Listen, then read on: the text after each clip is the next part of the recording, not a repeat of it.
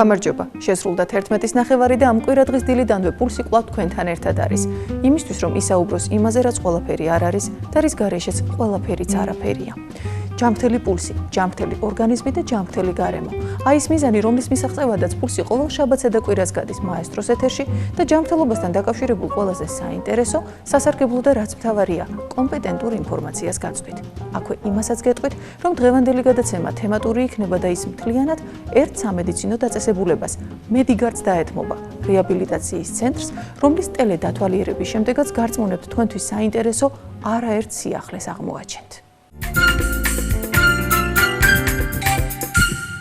კეთილი იყოს თქვენი მკურნალობა. ასეთი საინტერესო ფრაზით ხვდება პაციენტებს რეაბილიტაციის სამკურნალო სადიაგნოსტიკო ცენტრი Medigard, სადაც მკურნალობის ექსკლუზიურ მეთოდებთან ერთად პაციენტებს აგრეთვე ექსკლუზიურად გულისხმიერი სამედიცინო პერსონალი და კეთილგანწყობილი გარემო ხვდებათ.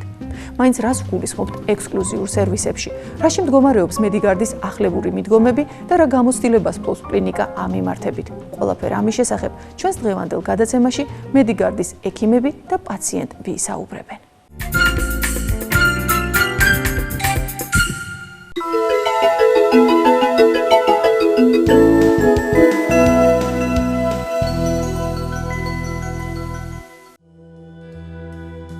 როგორც ცნობილია, მსოფლიოში სამედიცინო დაწესებულების მომსახურების შესაფასებელი რამდენიმე მეთოდი არსებობს.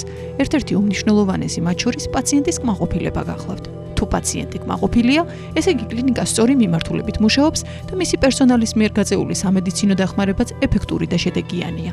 ამჯერად ჩვენი პაციენტების მოსაზრებებს გაგაცნობთ, რომლებიც წლებია ურთიერთობენ სამკურნალო სადიაგნოსტიკო რეაბილიტაციის ცენტრთან Medigard, სამედიცინო დაწესებულებასთან, სადაც წარმატებით ხშირად უოპერაციო და მედიკამენტების გარეშე მკურნალობენ ქრონიკულ და შორს წასულ დეგენერაციულ ცვლილებებს. მაშასე, პაციენტები, ვისთვისაც Medigard უბრალოდ სამედიცინო დაწესებულება კი არა, ფაქტიურად მეორე სახლია.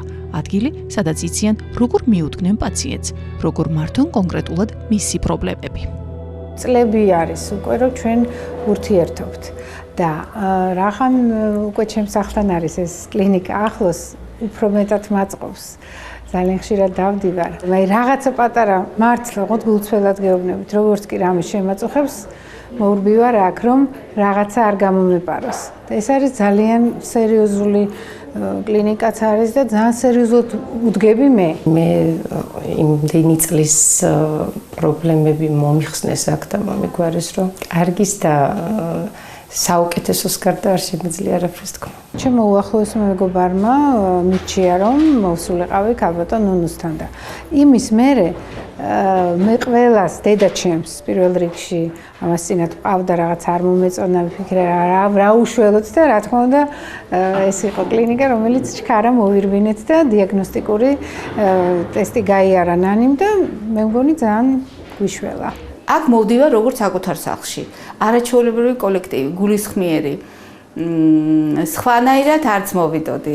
სხვა დამოკიდებულების გარეშე ალბათ არც მოვიდოდი და ყოველთვის სიხარულით. იშვიათია რომ ექიმთან მოხვიდე სიხარულით. ძალიან დიდი მნიშვნელობა აქვს, როცა ესეთი სითბო და ესეთი კარგი გარემო გვხვდება თვითონ კლინიკაში თუ ექიმთან მისულს. აი ქუჩიდან როგორც კი შემოდიხართ შენობაში და კარებს აქეთ აღმოჩნდებთ, არაჩვეულებრივად კარგი სიტუაცია და კარგი გარემო და ოჯახური სიტუაცია რაღაცა კიდეც ვამბობ ხოლმე რომ მოვდივარ აქ ჩემ კლინიკაში მივდივარ ჩემთან მივდივარ ამას ნამდვილად გადაჭარბების გარეშე ვამბობ. აი ასეთია ის მადლობის გამომხატველი ფრაზები, რომელთაც Medigard-ის მისამართით არასდროს იშურებენ აქ მოსული პაციენტები. ახლა კი დიაგნოსტიკა მკურნალობის იმ მეთოდების შესახებ, რომელთა გარშემოც Medigard-ის პაციენტები საუბრობდნენ. კლინიკა Medigard დღევანდელი სახით არის საქართველოში პრაქტიკულად ერთადერთი კლინიკა, სადაც მიმდინარეობს აღუდგენითი თერაპია, როგორც კომპლექსური დიაგნოსტიკაში, ასევე კომპლექსური თერაპიაში.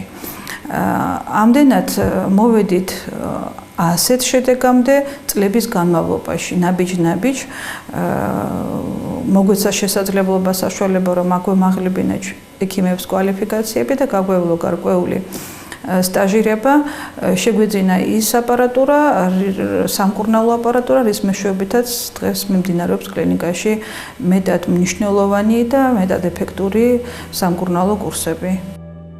მოგეხსენებათ, ეფექტური მკურნალობის უპირველესი და აუცილებელი პირობა ზუსტი დიაგნოსტიკაა. ამ მხრივ მედიგარდის პრაქტიკა სწორედაც რომ ექსკლუზიურია. მედიგარდი საქართველოში ერთადერთი დაწესებულებაა, სადაც დიაგნოზის დასმა შემდეგნაირად ხორციელდება.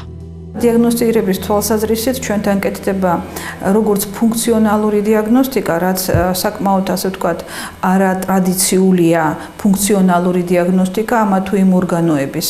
და რაც მთავარია, ეს მეთოდი, რომლითაც ჩვენ მუშაობთ, არის კომპლექსური, პრაქტიკულად წარმოადგენს სკრინინგ მეთოდს, რაც საშუალებას იძლევა ერთდროულად შეფასდეს მთელი ორგანიზმი, ყველა ორგანო, ყველა სისტემის ფუნქციონალური მდგომარეობა და შესაბამისად მივიღოთ ინფორმაცია შემდგომ სადიაგნოსტიკო ღონისძიებების უფრო მიზანმიმართულად და ასევე დაისახოს სწორი აღმდგენითი თერაპია, იმიტომ რომ როგორც წესი, როცა ერთი დაავადება არსებობს, მას აქვს ადამიანებთან უკვე გამოხატულია გარკვეული სიმპტომო კომპლექსი და რამოდენიმე პრობლემა იყრის ხოლმე თავს ერთად. აი სწორად დადგინდეს ის სიმპტომო კომპლექსი და გამომდინარე იმ ინფორმაციიდან, რომელსაც ჩვენ მივიღებთ, დაინიშნოს ინდივიდუალური სამკურნალო კურსები, აი ეს არის ჩვენი მთავარი მიზანი. სრული დიაგნოსტირება უმოკლეს დროში, სრულიად უმტკივნეულოდ, კომფორტულად და იაფად. ეს მედიგარდის ექსკლუზიური მეთოდია, რომლის ეფექტურობაც კარგახანია დადასტურებულია მსოფლიოს მრავალ ქვეყანაში და რომელიც საქართველოში მხოლოდ მედიგარდშია დანერგილი.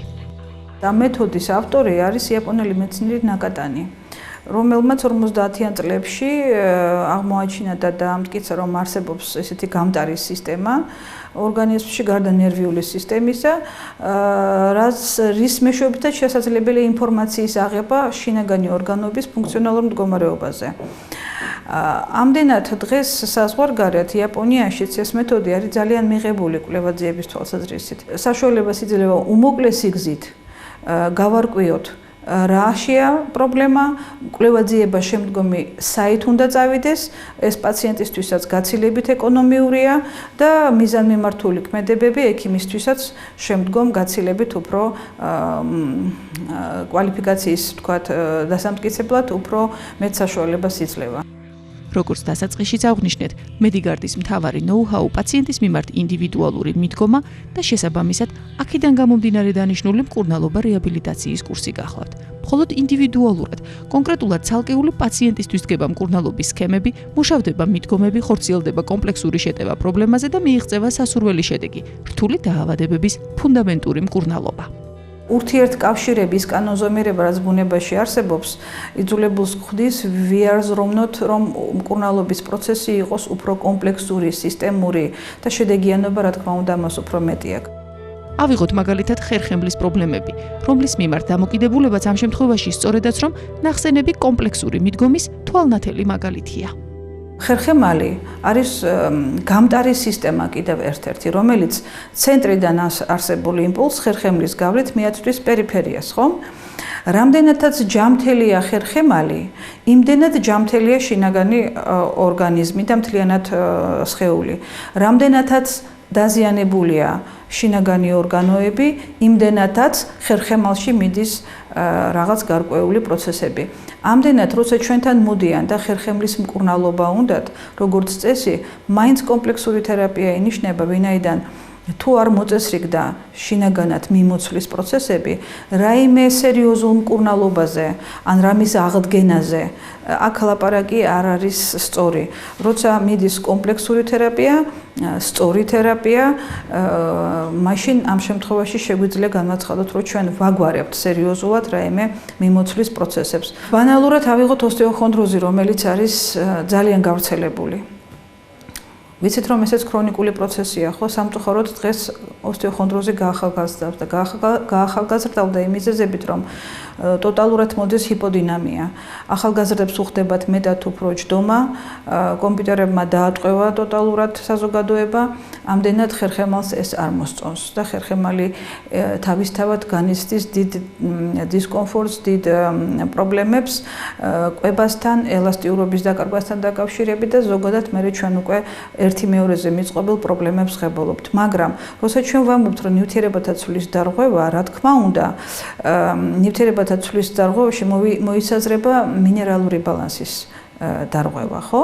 ამიტომ მინერალური ბალანსის დარღვევაზე, რა თქმა უნდა, ფარისებრი ჯირკვალი და ფარისებრ ახლომდებარე ჯირკვალია პასუხისმგებელი. ასევე საჭირის მომნელებელი სისტემა, რამდენად მიდის სწორად შეწოვა იმ საკვები ნივთიერების, რაც სჭირდება ძვალს. ამდენად ხერხემალს მარტო ვერ უმკურნალებ, თუ არ ფუნქციონირებს სწორად კუჭნაწლავი. თუ არ ფუნქციონირებს, თქვათ, ენდოკრინული ჯირკვალი, რომლის ჰორმონიც არის ტრანსპორტერი ამ შემთხვევაში, ხო? ამდენად არ შეიძლება ხერხემლის მკურნალობა განყენებულად მარტო ხერხემალზე ზემოქმედებით. ეს არ არის სწორი და იმ შედეგს ვერ მოგცემს, რაც უნდა დაიდოს, ხო? ამდენად ჩვენთან მოსულ პაციენტს ჩვენ თავაზობთ მინიმუმ პროგრამას და უხსნით ჩვენ აი მინიმუმ პროგრამით მივახცევთ აი ასეთ შედეგს, მაქსიმუმ პროგრამით ჩვენ გიმკურნალებთ ფუნდამენტურად. პირველივე კურსის ჩატარების შემდეგ ეს პირველი კურსი ძირითადად 10 პროცედურის ჩატარება მომიწია ამფომინის მეთოდით. აი მომენტში იმდენად არა, მაგრამ სადღაც 1 თვის მერე უკვე თვალში სასცემი შედეგი და შედეგი იყო არაჩვეულებრივი. მე თვითონ პერსონალია ისეთი, რომ აქ არ არის ნამდვილად ეს სიტუაცია, რომ რაღაცა ფინანსური დაინტერესების გამო, აი რომ მოდიხარ ხო, რეალურად გეუბნებიან რა შედეგით შეიძლება წახვიდეთ და გაგიშვება ნაკით. იმდენად ეფექტურია აღდგენითი თერაპია, რომ ოსტეოხონდროზის შედეგად ხდება ფიბროზული ქსოვილის დარღვევა. კალციფიცირება, ელასტიურობის შემცირება და ასე შემდეგ.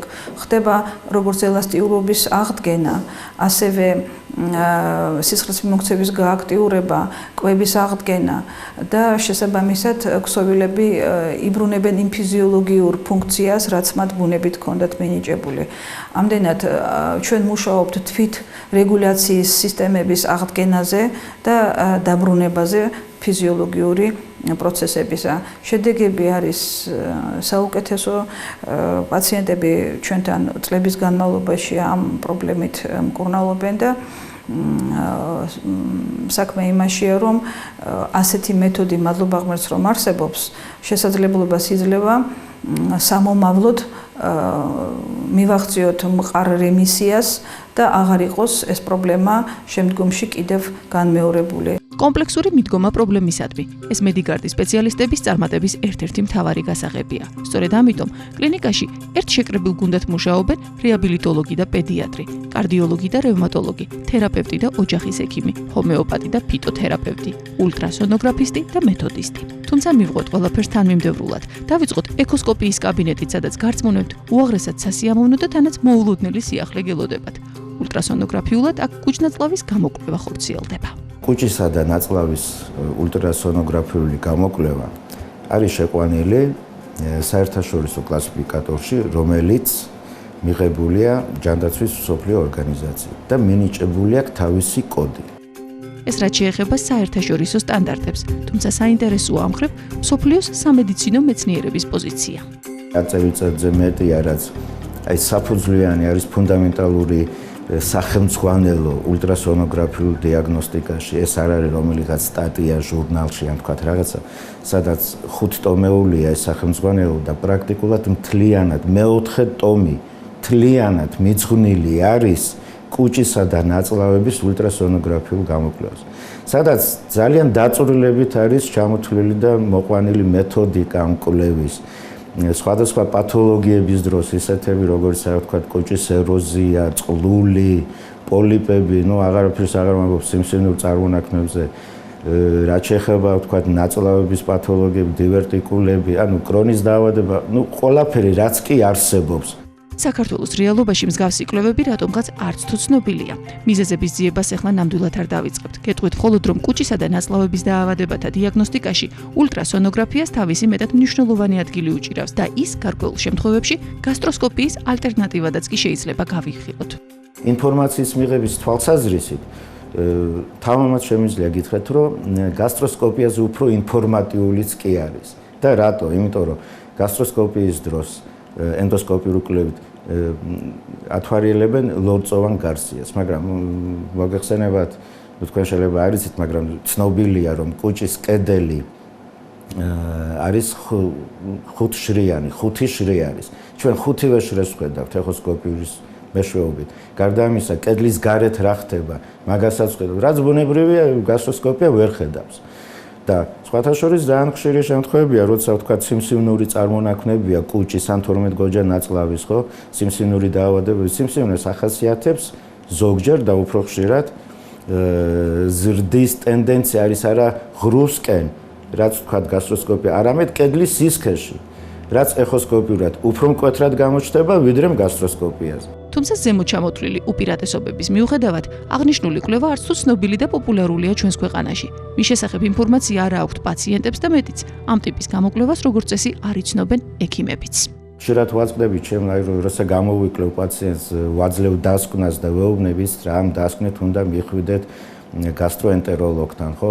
მიაქცეს დასკვნა, მიდიან ექიმთან, გასტროენტეროლოგთან, წარმოედგინე და გასტროენტეროლოგი რო ეუბნება, ეს რა მომიტანე, ეს არ კეთდებაო. აი რა უნდა ვქნათ. ამ დროს კიდევ ერთხელ ვამბობ, შეყვანილია ყველა არსებულ საერთაშორისო კლასიფიკატორში, სახელმძღვანელოები ამბობენ. იცით, მართლა გული მტკივა, რომ ექიმი იძახის ამას.